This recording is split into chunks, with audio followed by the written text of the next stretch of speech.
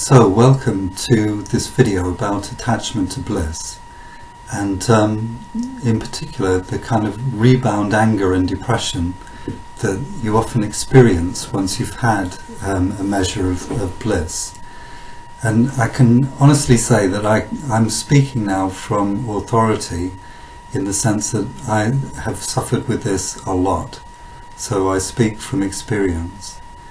And one of the main things that people find is that when you first have a Kundalini awakening, then it's like you have a kind of honeymoon with a phase of ecstasy. And often it comes with an idea that somehow this is going to last forever.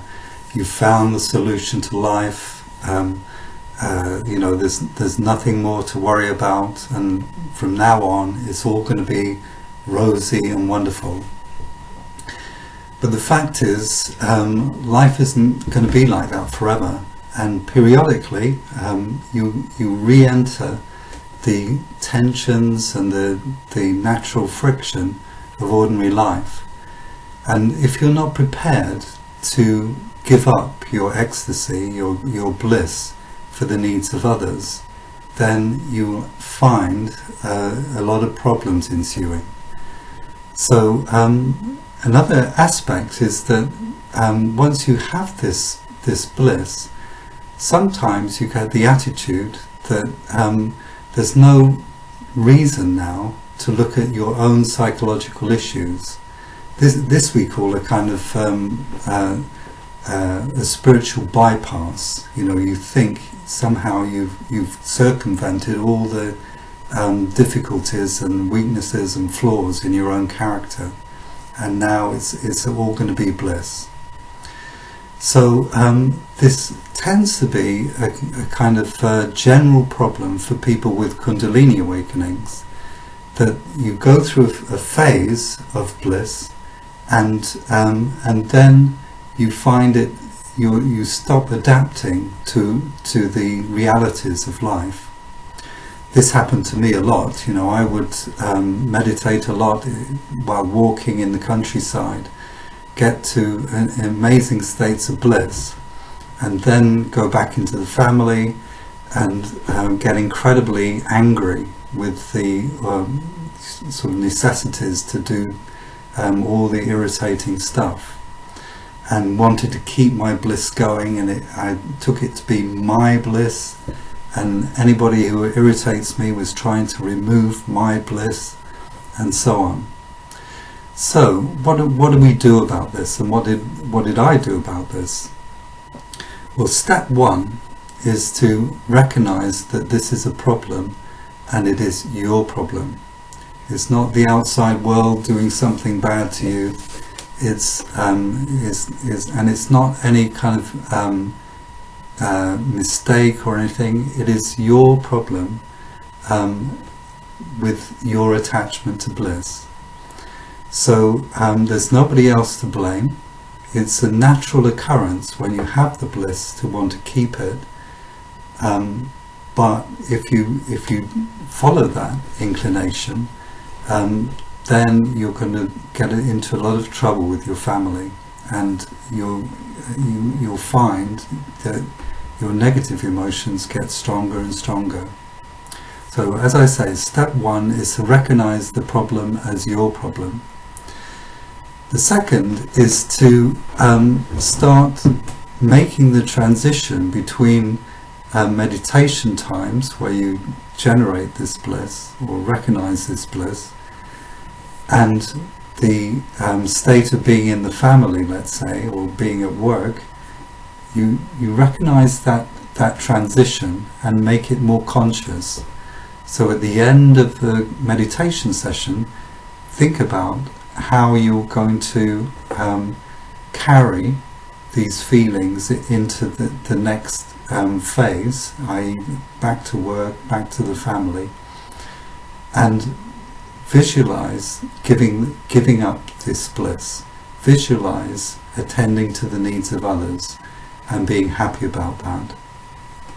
So that's step two, is if you like, be more flexible and preparing for that transition and making it more conscious. The third thing is one of a kind of attitude, and this is a hugely important attitude, and that is to resolve to put love before bliss.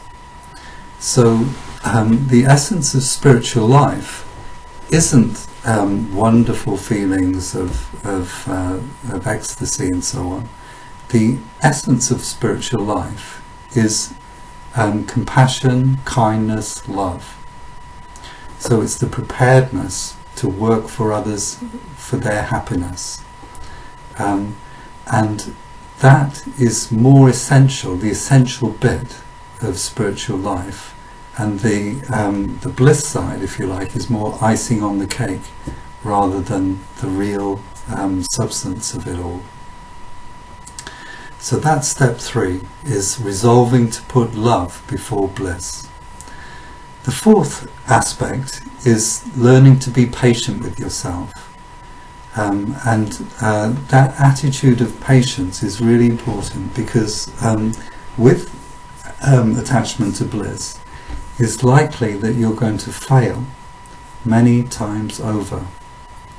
You're going to forget to deal with the transition consciously.